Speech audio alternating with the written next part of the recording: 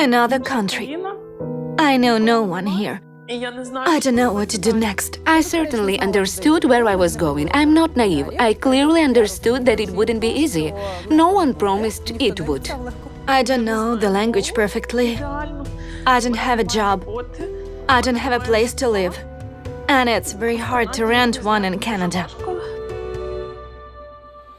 We are very lucky to have my husband's office here. All the employees in his company helped us a lot.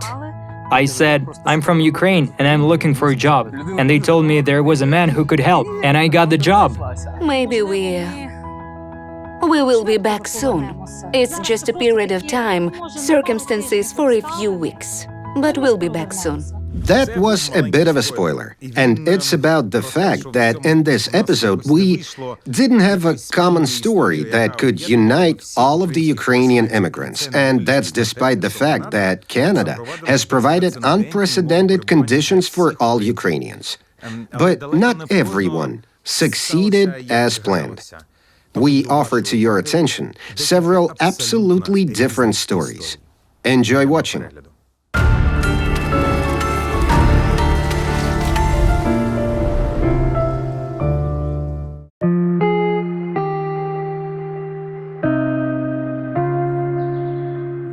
My name is Natalia. I am a Canadian immigration consultant. They made a great gift for Ukrainians here, because it was not possible to get this kind of visa for Ukrainians before. You could come to Canada to study and spend 2 years in Canada, which could cost tens of thousands of dollars, possibly hundreds of thousands of dollars, to get a 3-year work permit. Or you could get a work permit, but it had to be a closed one. A closed permit is only for a particular employer. This meant that a person couldn't change employers and the position in the company he or she worked in. It was impossible to change even the city one works in. My name is Oksana, and I came from Kiev. I've been living in Canada for 3 months now. We moved to Canada very quickly, but we encountered difficulties here. I was helped by a Canadian family. I met them through Facebook. They offered to shelter us for a long period of time, me and my children, so we could wait here for my husband after the war. They set up a fund on Facebook and raised money for our family. They raised $3,000 for us for the tickets. They met us in Toronto. We found common ground easily. They were waiting for us. I was sure everything was going to be okay. We lived with this family for 1 month and 1 week. They probably weren't ready. They had a sense of mercy. Many people wanted to help Ukrainians. I came with 2 small children, 3 and 6 years old. Children often fight with each other. This family is used to working from home. They have grown children, and there was always complete silence at home. And when I came with my children, and when they realized that sometimes it's very hard to calm them down, it became difficult for them. They asked for silence, but it's almost unreal to keep silence with little children. We sat down and talked, and they said it was hard for them, and it was hard for me.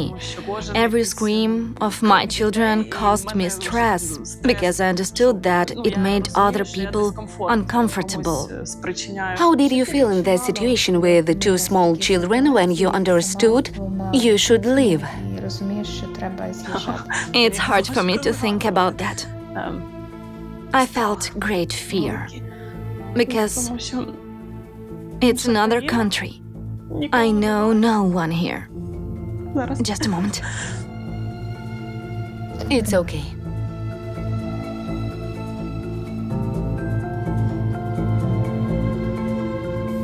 Було дуже важко, я просто виходила, я стільки плакала перший місяць, дуже, через війну я плакала, а потім тут плакала від того, що я нічого, я не знаю, у мене відповідальність за дітей, і я не знаю, що робити далі.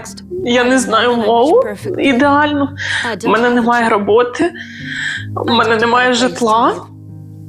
В Канаді його зняти дуже важко, тому що ті, хто тут живе і хто зіткнувся, потрібна кредитна історія, хороша робота з хорошою зарплатою, яка там в 3 рази перевищує твою рент.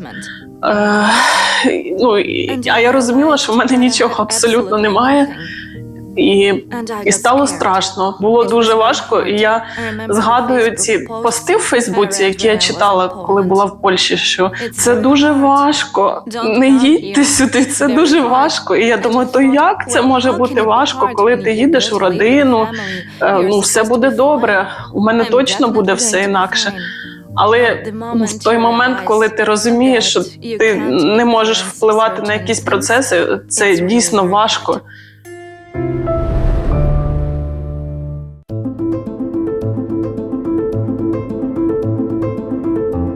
My name is Valeria and I'm from Kharkiv. My family and I left Ukraine because of the war and arrived in Canada on the 1st of June. For the first 2 weeks, we didn't want to leave Kharkiv. First of all, it was my initiative. I was pregnant and I felt like my instincts as a pregnant woman should tell me what was the right way. I was sure that no one would capitulate Kharkiv, and if there were street battles, and there were, then Kharkiv would be able to hold out. It was safer to stay in the city than to leave it. But when one day, at the sound of a low-flying plane, my 2-year-old son started saying, oh, taking our hands and leading us to shelter, we realized that we had to go because it was already starting to harm our child. Because he is scared and he understands that there is a threat. I was 7 months pregnant. I started feeling the false labor pains. The stress made me feel really bad. We started discussing this with my husband and decided that we had to leave. He works for an international company and they said they would be happy to help us move to any city where the company had an office. We got our visas almost immediately, me, my mother, and my son. Then my husband officially got permission to leave. He traveled with his mother, who is disabled. I was already 8 months pregnant. I took the plane on the last day of the 35th week of my pregnancy. And starting from the 36th week, it is not allowed to take a plane. I thought I was going to give a birth on the plane. I'm Larissa Polishuk from Kyiv, Ukraine. I came to Canada a month ago with the desire to start a new life here. Have you been to Canada before? Yes, I have been to Canada on a visit and on a business trip. I had 100% understanding what Canada was like, but we only counted on ourselves. We counted on the fact that we were adults. I have 2 grown-up daughters, 18 and 21 years old. We relied only on the 3 of us to work because I also have a mother who is 84 years old and 2 pets, a cat and a dog. We understood that it would be difficult for us to find an apartment. When you're looking for an apartment for yourself, that's one story. But when you have a cat and a dog with you, that's another story. You tell the story. We are, Olena and Serhiy. We have been in Canada for 4 months already. We came from Kyiv. Why Canada? Why exactly now? That's a question to Elena, because we had this idea even before the war. About 2 years ago, when I realized that I wanted a 3rd child, I felt some tension in society and in general. And I was worried. And we started slowly gathering the documents, but we didn't have enough scores to move. It was in such a background mode. The main impetus for our decision to immigrate came on February 24th. First, we went to Poland and then to Canada. Yes, Elena wanted to move even earlier. She was worried about the potential threat of war. I felt so. I understood that it was difficult. I took it seriously, but I thought it was unrealistic. On February 24th, I stopped reading the news by then, because it was hard to process it all. It came as a surprise to me. Everything's changed. It took me half of the day to understand and digest it all. We were in Kiev. That evening we decided to go. Over the evening we got packed, and at night at 2 a.m., from 24th to 25th, I took 3 children, Olenka. We got in the car, took what we could, and drove. What was your plan? There was no plan. We had religious friends here, and it helped us, because there is a church community with the Ukrainians. We had no idea what to do. Absolutely. I'm an IT guy. I thought maybe I would keep working in IT here or go work in a vineyard. We had no plan. There was an idea that I was qualified IT specialist and I could find a job. I understood that. But for the rest, I had no idea. We found some acquaintances who came here from Ukraine a long time ago. They helped us. There are different communities here that have their groups on Facebook and they help Ukrainians move. When we were flying over, this community found a family of volunteers, Canadians, who agreed to give us a place to stay for a few months until we find a job, until we settle down here. They paid for our tickets, for which we are very grateful. When we talked about where we were going to live, they said they would make the basement available for us. Their basement is very nice, with very good conditions. We agreed. We were given a separate floor, so to speak. Only the kitchen was shared. But everything else was separate, and that was very good because the children could run and jump and so on. And this woman who took us in, she is very kind. She understood what children are, consciously knew what it's going to be. Her husband had a harder time. After we lived with them for a month, he was getting tired of the noise. We argued with him a little bit, but then we made up right away. But his wife always said, "Never mind, he's always a grump." I saw on Facebook Mary and Zach's page, and then I asked how could I help, all right? And then they said they needed families and someone to host, and I said, sure, we have the room. You know, I have a 4-bedroom bungalow upstairs. It's just my husband and I, and we had a 2-bedroom apartment in the basement. So I said we could take a family, and then we didn't hear anything for like the longest time, nothing. Then all of a sudden they said, we have a family of 5 that, can you host them? And I said, yeah, sure. Because the house is large enough, and because my husband comes from a very large Italian family, that there's always kids, and we've fostered many children before, so there's always kids in our house. So the noise, the whatever a child could do, family, absolutely no problem. And we knew that the commitment was, even though it was for 90 days, whatever they needed to stay here, you know, to get their feet on the ground, they could stay here. Like, it's no problem. I knew about the war in 2014. And then I'm like, again? And watching it on the news, I just couldn't believe that this was happening in Europe. Like, somehow these wars that are happening are always somewhere away, like far, right? Europe, haven't we learned anything? And I was just, my husband and I were both absolutely upset. Like, it was just not like, we couldn't believe, we wanted to do something to help. We can't do other things, but we could help people be safe. I'm also a nurse, and it was also something to me was like, okay, let's just get the children out because they don't need to be brought up in that. As you can see, Canada knows how to test the strength. But nevertheless, the government of the country guarantees financial support to all Ukrainians.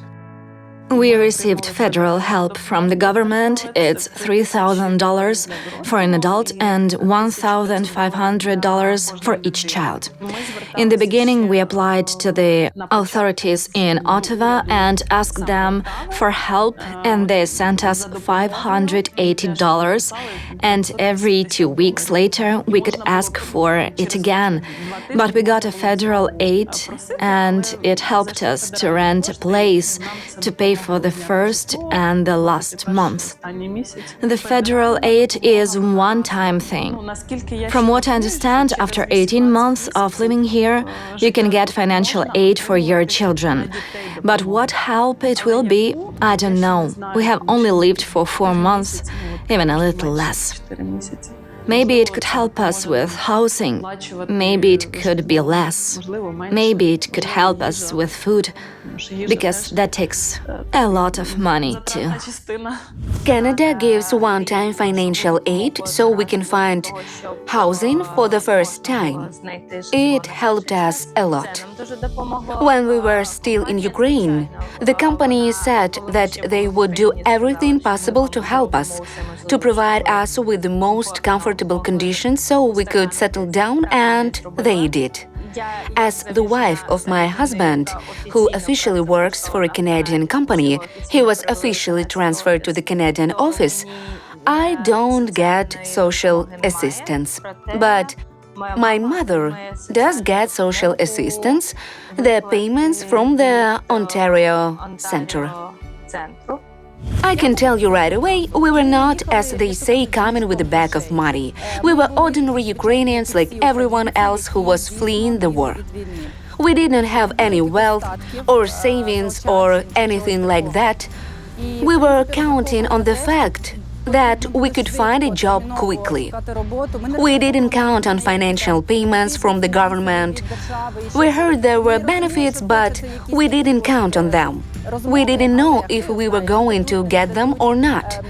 I can't say we had any acquaintances or friends here. We were coming here to start from scratch. It's very interesting from a cultural point of view about the place where we are living now. In this neighborhood, people put out furniture, things, especially children's toys, that are in good condition, but are no longer needed by their former owners on the streets. So this way we put together a furniture set. Table, shelves, pictures, most of it all we found on the street and brought home. We also got this toy car from children who stopped playing with it. We found a car track on the street when we were walking with a stroller. Jora saw it and we took it. At first, it was a wild thing for us. We were not used to it. In Ukraine, no one puts anything out, and if something's on the street, then it was thrown out.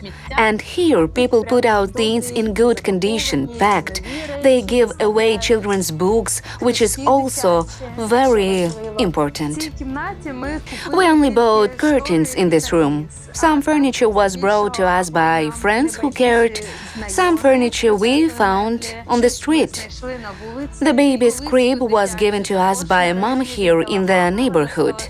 She said that we are already the 7th family to use this crib. They give it away for free from hand to hand. And I had to promise them that when the baby grows up, I will also give it away for free and will not sell it. I can only say one thing. Canadians are generous and open. They are very communicative. Everyone is willing to help. When they found out that you are from Ukraine, they try to help in any way they can. Starting from the fact that they always offer their help. They are incredible people.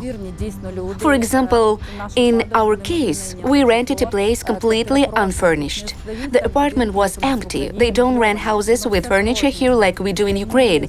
And we were terrified of what to do. We had nothing, not even beds. But after a few weeks, we have a fully furnished apartment. We have everything we need. And I'm already saying we don't need anything, maybe someone needs it more. They try to provide us with everything. For example, we don't have a car and we were offered help to take us to the supermarket. They said, "You have 4 adults, a cat and a dog. You must have a long shopping list, so you can't carry it all in your hands. Let us give you a ride." We are perceived here not as refugees, but as people who came to this country. We were given a visa for 3 years to live and work here. And for those who are younger, there is an opportunity to study here for 3 years. There is always help, provincial, federal. All the time there is some kind of help.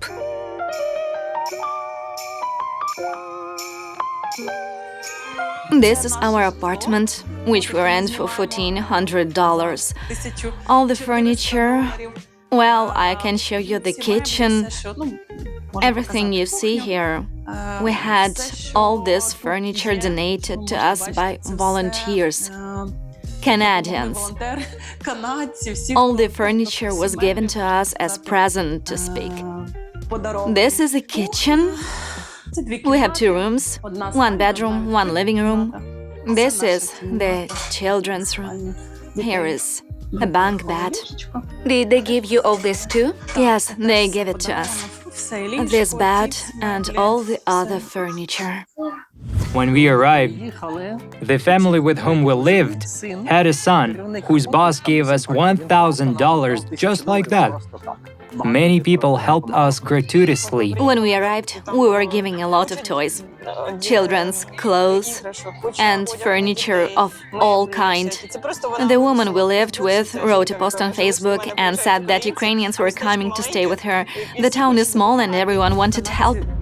Canadians are very sympathetic to Ukraine. It's probably one of those countries, even comparing to Europe, that has a lot of empathy for the war in Ukraine. I don't know why, maybe because there is a very large Ukrainian diaspora here, or the Ukrainians inform them about what is happening. Considering how many Canadians were open to host Ukrainian families at their houses and still continue to do so, maybe some Canadian families agreed to host Ukrainians originally on emotion, and then some of them regretted it. There are different situations. There are many positive examples. People have become friends with each other. We've been here for 4 months, but we've never used public transport because we have 3 children. A neighbor helped us. He was selling a car, not a new car, a used one. He said he wanted $5,000 for it, but he knows that I'm Ukrainian. And he said, I saw the car was starting to rust and sold it to us for $3,000. I think it's a miracle from God. This woman, she's a nurse. Not only did she tell us how to do usual paperwork, social number, and so on. Her husband took me to the bank, told me how the banking system worked. We just went together, and he told that I lived with him, and they opened an account for me. The same thing with the health insurance. They didn't want to open it for us. They weren't sure where we lived. So this woman came with us and helped us to open health insurance as a confirmation that we live here. And the family doctor, that's a very important thing. I don't even know how it all works. She just came in one day and said, "You have a family doctor." We got an OHIP insurance policy. I understand it's valid in Ontario, in the province of Ontario, actually, where we came to, and where Ottawa belongs. We went to the hospital when we had problems with kids. The treatment was completely free of charge. The children were also fully covered when we went to the pharmacy with a prescription. We didn't have to buy a medication. That's a very big plus for us, a bonus. We did OHIP in the first days when we had just arrived. First of all, because we realized that without OHIP it would be expensive here. Although, if you give birth at home by yourself and then call an ambulance, they will do all the paperwork for the baby, and it won't cost more than calling an ambulance. OHIP covers surgery, anesthesia during delivery. OHIP covers the entire birth process. We didn't pay for anything. When we arrived, the first thing I went to look for was an OB. This is the obstetrician gynecologist who would be in charge of my delivery. Since this was my second delivery, it was already easier for me because I knew what I had to prepare for and when I needed to go to the hospital. If I showed up as a laborer and my opening was less than 5 centimeters, they could send me home. Do whatever you want. Although the contractions can be very strong. My contractions started at night, the day after Canada Day. We went for a walk in the park. I saw fireworks, got really scared. I realized the fireworks were freaking me out, that I still had a post-war trigger. And after that we went home, I went to bed, and I woke up in the middle of the night with contractions. I read on the internet what the interval of contractions should be. When is the phase when you can go to the hospital? It's interesting that here I didn't even have to take off my shoes. They changed my clothes at the very end. My husband was without shoe covers on his feet, without a medical gown in the delivery room, and it is normal for them. Between contractions, I even had time to worry that my feet weren't clean because I came in flip-flops. We arrived at the hospital by Uber. The ambulance call is not covered by OHIP insurance and costs $70 and sometimes $90, depending on the hospital. I had all the tests taken that I didn't have time to do during the war. I got gestational diabetes. In Ukraine, they always say, no big deal, you give birth and it will disappear. Here they take it very seriously. You can't be pregnant longer than your due date, and you have to give birth on your due date. I gave birth 1 day before my due date, so I was lucky. As for the baby, they call him sugar baby, and they checked the baby's sugar level every 2 hours. And it is necessary to feed the baby many times so that the sugar level does not drop. We do not have this practice in Ukraine after childbirth for mothers with gestational diabetes. This was very strange to me, but it makes a lot of sense. They don't do any vaccinations in the first days. The first vaccinations are done after 2 months. If there are no problems, they keep you in postpartum department for 24 hours, and then they send you home. The only condition is that there is a baby seat in the car that picks you up. They do not let the baby out without a baby seat. In Ukraine, it's up to you. War is, of course, an adult affair, but unfortunately, it is children who suffer from it first and foremost. So the first thing Ukrainian immigrants strive for is a peaceful childhood for their children, with kindergartens, schools, and new friends. I have not had much time to study the education system of Canada. I do know that there are Catholic schools and there are public schools. There are French-speaking schools and English-speaking schools. I chose the French-speaking school. I had my doubts for a long time. I realized that I do not know the French language and I will not be able to help my children. But many people advised me to choose a French-speaking school because for Ottawa and for Canada in general, it's very important that future employees know two languages and thus have a better chances of finding a good job. I was told, if you plan on staying here, send your child to a French-speaking school because French is a difficult language, and if they start to learn the language from childhood, they will know it perfectly. A friend of mine recommended me a school that accepts children from the age of 3, and for me it was one of the most important arguments because kindergarten costs $1,000. My daughter just turned 3 years old, and this is a chance not to pay $1,000 every month. Here you can choose between a private school, a Catholic school, and a public school. Before the school year, I had a dilemma. Should I keep Nika in a public school or transfer her to a Catholic school, depending on where I live?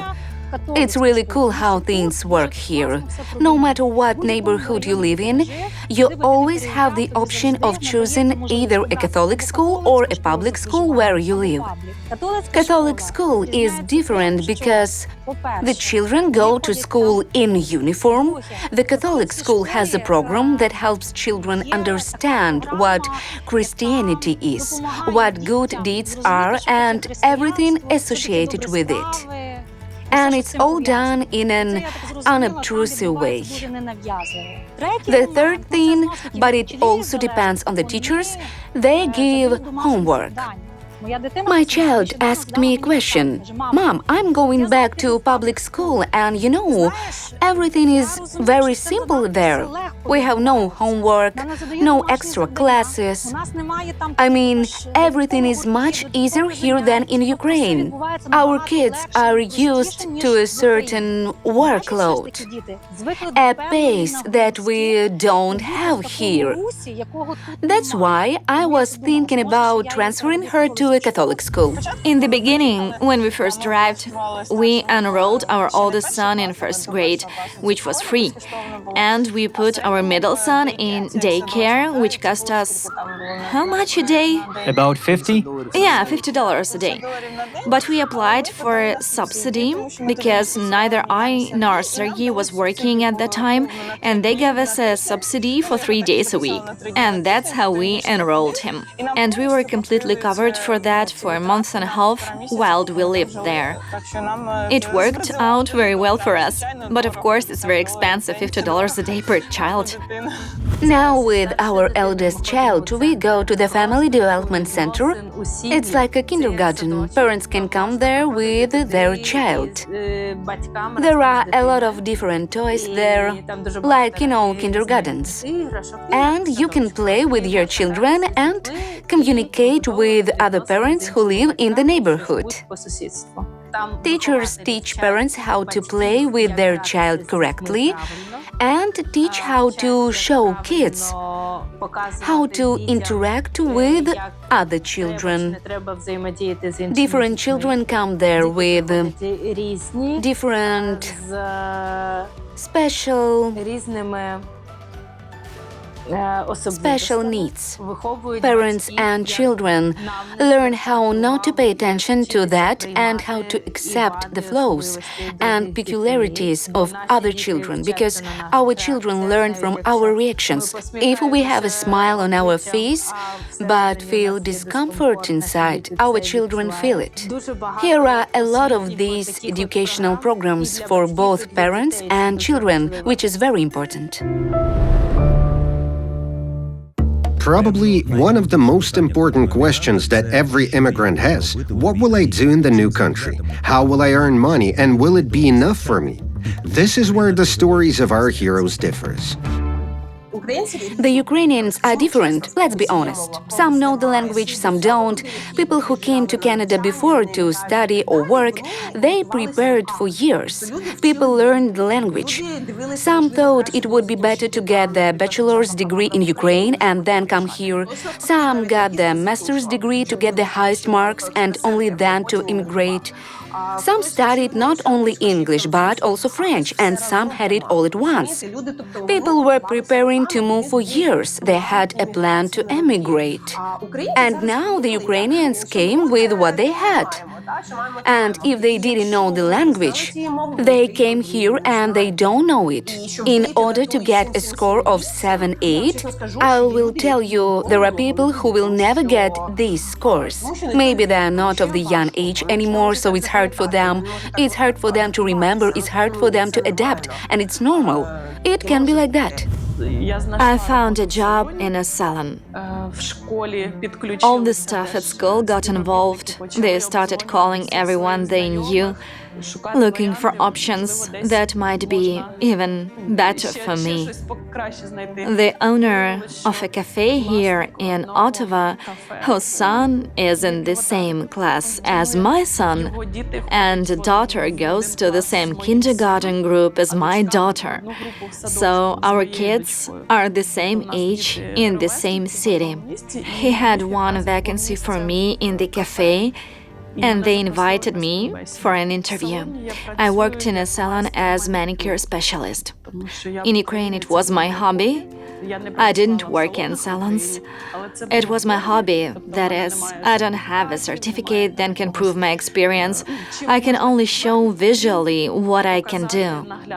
They agreed and gave me a job. I work as a manicurist in Canada. Everyone has different salaries. It depends on the amount of working hours. Every 3 months, they raise the salary. Since I was a new employee, I started at the minimum rate, which is $17 an hour plus tips that clients leave. In my case, when clients knew that I came from Ukraine, they wanted to help somehow. That's why I had and still have the highest tip in this salon. Someone leaves at $10 or maximum $20 tip. For example, on Canada Day, they left me $60 and said, "Welcome to Canada." In the cafe, I work as an assistant chef. We do not communicate with customers directly. We prepare food, pack it, and deliver it to some events. It may be some gatherings in the park, birthdays, corporate parties. It may be some outdoor or indoor meetings. I'm an economist by education, but when I went on maternity leave, I discovered a very interesting hobby for myself. It was design and decoration of desserts, mostly cakes. And step by step I started to get clients and orders. Here in Canada, as soon as we arrived, I didn't have time to think about whether I should do something or just wait. I decided to write a post about myself on Facebook in Toronto groups. I wrote a post about myself, told that I came from Ukraine. I wrote what I could do and that I could be of service to you at very reasonable prices. I also published photos of my tiramisu, eclairs, Napoleon, and people got interested. So, in the location where I am now, I started getting orders. At first, it helped us a lot. I was pleasantly surprised that in Canada, you don't have to work from Monday to Friday like in Ukraine, where you can't go to the doctor on work days. Here you can choose the days on which you will work. You can work in the morning or in the evening, as time allows. I work 4 days in a cafe, and 1 day a week on Tuesdays I work in a salon. Maybe I would have arranged my schedule differently. It's just that the salon didn't have any days available for me. They offered to let me work 1 day a week for the start. Canadian salons are very appreciative of multitaskers who can do nails, lashes, massages, and so on. If you can do a lot of these things, they give you 5 working days. What I like about the cafe? is that there is an official salary, and after 3 months, I can count on benefits. In Canada, it is important to have an insurance that will cover the ophthalmologist, dentist, free medicine. The salon doesn't give that. The restaurant charges more taxes, but in 3 months, my whole family, husband and kids will have an insurance. And the cafe, I also get the minimum wage, which is $16 an hour. They promised that every 3 months they would review my salary. I haven't worked for them for 3 months yet. And plus I get tips too. But it's not the tips that customers leave for service. It's the total tips that are included in the bill, and then these tips are divided among all the staff. Tips can be up to $100 a week. I was recently offered the option of a part-time job at home. There is a company that deals with medical instruments. The essence of work is that on each tool there is a glued label. It needs to be removed, washed off with ethanol, so there was no trace of where the label was glued.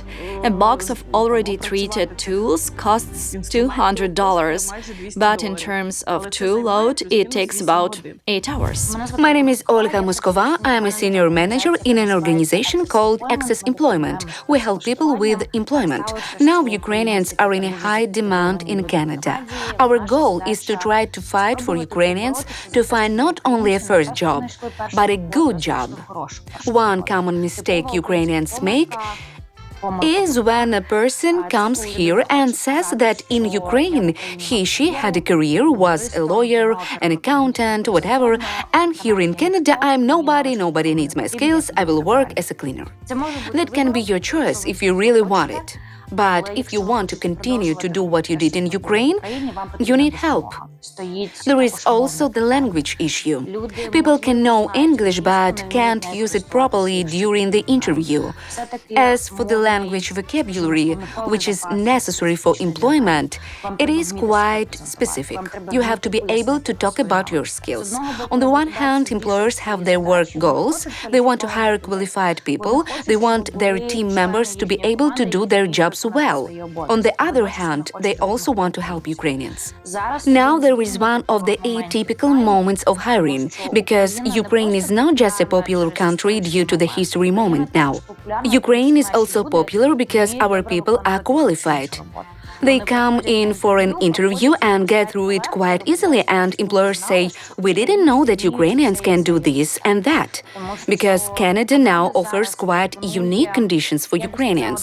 The services that are available through government assistance, they were not available before. Many of the current immigrants were interviewed for years for those vacancies for which Ukrainians are now hired at once. This is due to the fact that employers want to help Ukrainians. This doesn't mean that you can have whatever resume and absolutely no experience. The employer will take into account the competitive offers as well, but you will have a better chance than other people. The first thing you will hear, remove all unnecessary information from your resume. In Ukraine, we write a lot of personal information which is not common in Canada. A standard resume in Canada does not include your photograph or your date of birth, with very few exceptions. You do not need to specify how old you are. You do not need to write about your children and family status, or give any information which could be considered personal or cause any discrimination. In Canada, it's all about reputation. They don't ask you to show your employment history, which really surprised me. They want the phone numbers of your previous employers from your previous place of work, or, for example, your previous place of residence where you used to rent a place to live. They care about other people's opinions about you.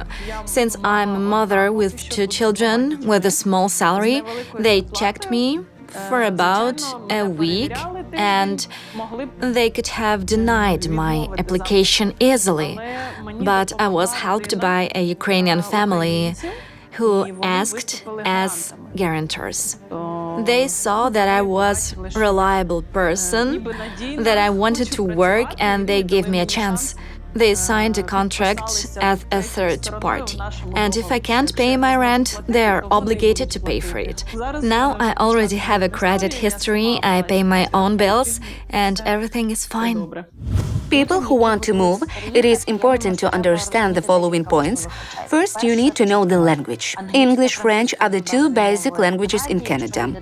In Francophone province, the main language is French. In others, English. This is your best investment. It will make it easier for job search and can make a big difference to your opportunities.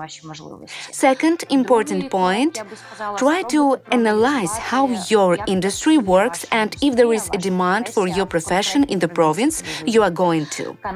Canada is like that. Every province can have its own rules. There can be completely different realities of life. As for universal advice, try at some point to look at your life in 2 or 3 years. If you want to be in Canada with a Canadian passport or at least with permanent residency, you need to look for a job that will bring you there. Immigration is a big factor. If you go for a short period of time, you do not care about what job you'll take. If you want to stay in Canada, your choice should be one that will help you immigrate. I had a date dedicated to finding a job. I woke up in the morning, went for a swim in the river, put my t-shirt on my shoulder, and walked home. And I think to myself, I'm going to be sending out resumes now, mostly to Canada, which is a kind of technology park with a lot of IT companies. And I met an old man on the street. He asked me, "How's the water?" I told him, "It's cold." He asked, "Who are you? Where are you from?" I answered him, "I came from Ukraine. I took my children to Canada." He said, "What are you going to do here? What are you planning?" I said, "Well, I'm looking for a job now." He said, "What is your profession?" I took my t-shirt and there was written, Samsung Research and Development Institute, Ukraine. I told him I am a professional programmer in the field of computer vision and artificial intelligence. And it was so strange because I began to realize that this old man understood the difference between artificial intelligence and computer vision. It's just a regular old man on the street. And he said to me, "You need to go to Terry Matthews. He's a billionaire. It's in Canada. He'll be glad to see you. You talk to him, and he'll help you to get a job." And he wrote me the address and told me to go see him. I understood that he was one of the founders of the technology park. He is a very famous person. In the morning, I got in my car and came to Canada. There were a lot of different IT companies. I came to reception and said I needed to talk to the chairman, the head of it all. One of the founders of this. I said, "I was just looking for a job. I came from Ukraine, and they told me to come here and ask for help. I just came to the front desk in a t-shirt, and it worked. I was able to talk to him, and he told me, we have 550 IT companies here, and 33,000 employees. We'll find a job for you." So I got the job. God made such a miracle, I think. I got hired by a good company, I got a good reference, and that's how I work. He went through my resume. There were a lot of different tech companies mentioned there, and he picked a company for me that matched my specialty that I had in Ukraine. Here, I have the exact same position as I had in Ukraine, Senior Engineer of Artificial Intelligence and Computer Vision. The only thing is that here, the work is more production-oriented. I have to work on a specific result, which in the future will be implemented. In Ukraine, I did mainly research.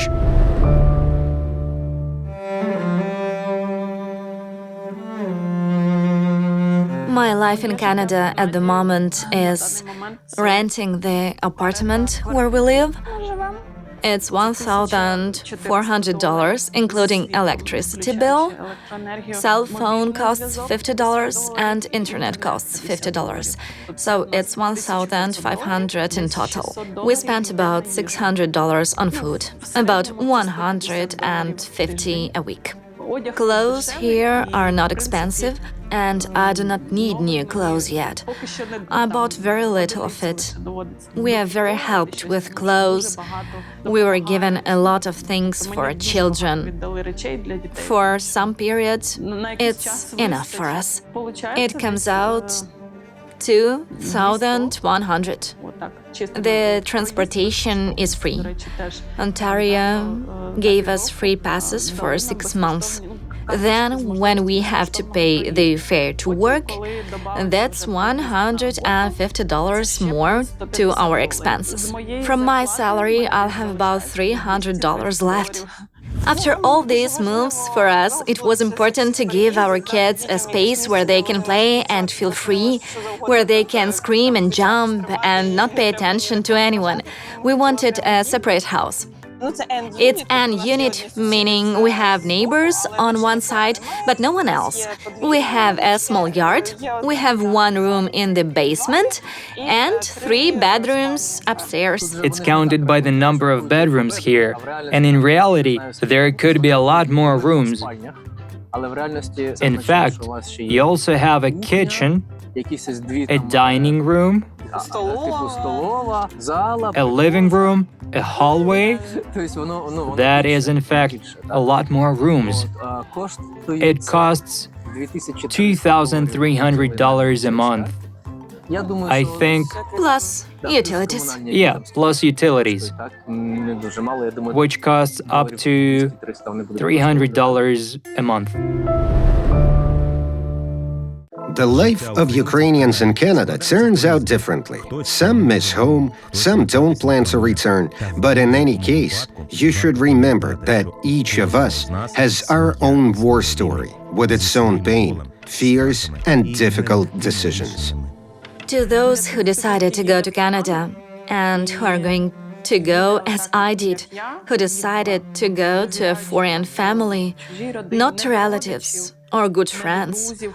For those who go to another family in which you cannot be sure, I would advise you to think twice. I'm already acting like those who wrote, "Don't come, it's bad here." Perhaps that's what it looks like. The stress I've been through, I just know I've been through it. I'm working hard and I'm moving forward. I know the cases where people couldn't do it and decided to leave Canada. Canada is not an easy country and it's not cheap. It's comfortable here, but it's going to be hard in the beginning. It's hard for everyone. If a person is not mentally prepared for such a trip and for the fact that the work here is not like ours, you send your resume and in a week you can 5 interviews if you are a good specialist. Here you can be a good specialist in your opinion, in the opinion of your colleagues from Ukraine, but here it can be different. It's cool that it's multinational country and everyone gets along. For example, when we cook food in a restaurant, I've been thinking about this recently. The customer can't even imagine that 5 different nationalities cook for them. We have Ukrainians there, people from Latvia, from Africa, many nationalities, and Canadians, and everyone gets along. Before the war, I had no plans to move anywhere. I always said that I'm Ukrainian and I'm fine in Ukraine. I have a job here and everything is fine here. Everything is really good in Ukraine. This is our native land. We have a lot of good things. If you compare the service in the salon in Canada and in Ukraine, Ukraine is 7 years ahead. And Canada is still far behind. In general, life in Canada is calmer. I look at retirees, people in their 70s, and sometimes I have clients in their 80s, and I see they feel great, they are calm. I understand that this is a result of them having lived a quiet life, when you are safe on every level. I'm not in the process of immigrating yet, but I'm pretty sure I don't want to go back. I do want to go back as a guest to see friends and relatives. I don't know if any of my colleagues from Ukraine or my friends will understand how come we left and don't want to come back. Some stayed, some didn't. Somebody treats those who left very badly. But everyone makes his or her own choice. There are friends of mine too, or maybe already former friends of mine who didn't understand why we left. But when I looked at the reaction of my children, I'm sorry, but when I saw the reaction of my pets, another thing, my mother was just a child when they liberated Donbass in 1943. She went through all that as a child. And she had all of this superimposed on one another, that war on this war. And I realized if I don't act quickly, if I don't get my family out, then I may have very big problems, primarily mental problems for my mother. And I don't know how it may end up for my children. Do you plan to go back? Of course, as soon as it's safe. As soon as it's safe, we'd like that very much. First of all, this is our native land, our home. And no matter where we are, it's still better to be home. And as often happens with Ukrainian refugees abroad, we're often asked, "You came with iPhones. You are not poor. Why did you leave?" And we always answer, we were running away from the war, not from the poverty. And in Kharkiv, we lived very well. The soul is where we were born. It's our place of strength. It's the place where one wants to come back.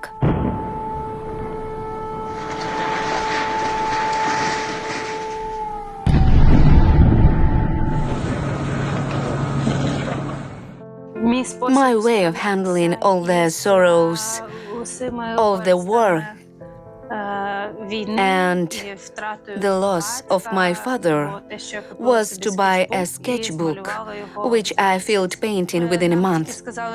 We were just told that there was an investigation going on and that he was killed.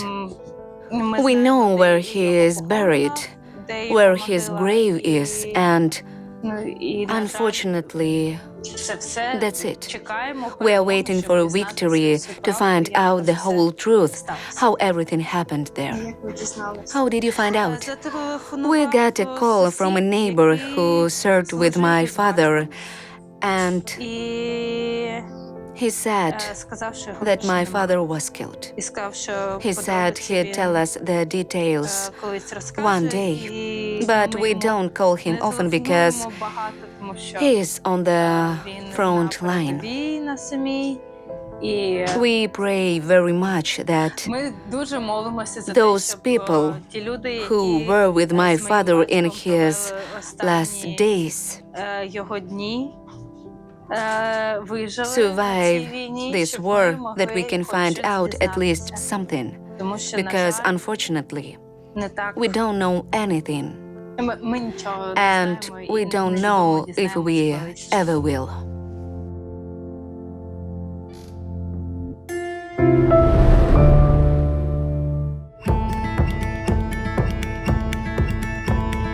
My name is Irina Senchenko, and I live in Canada since 2018.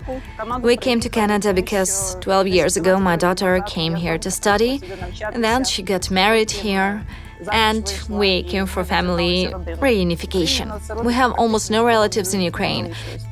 That's why we decided to come to Canada and start our life here.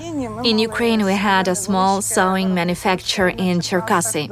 My volunteer work began in 2014 when these events started. It really affected my husband and me a lot. I never thought that I was such a patriot of my country. But maybe it's on a genetic level. Something turned on. Our business helped our army. We sewed a lot of different things for our military. I was also deputy head of the volunteer organization Our Battalion Ukraine in Cherkasy. And for 4 years, we were involved in volunteer work. The team we have here is mostly a women's team. You know, people with such hearts and such love for Ukraine. There are a lot of girls who have just arrived, but they do not sit and cry. They do not look at their problems in adapting. They ask every minute, how can we help? What we can do? So we built a very strong team. Our battalion Canada, we merged with our battalion Ukraine. And now we are working on a big projects and we are solving a lot of issues.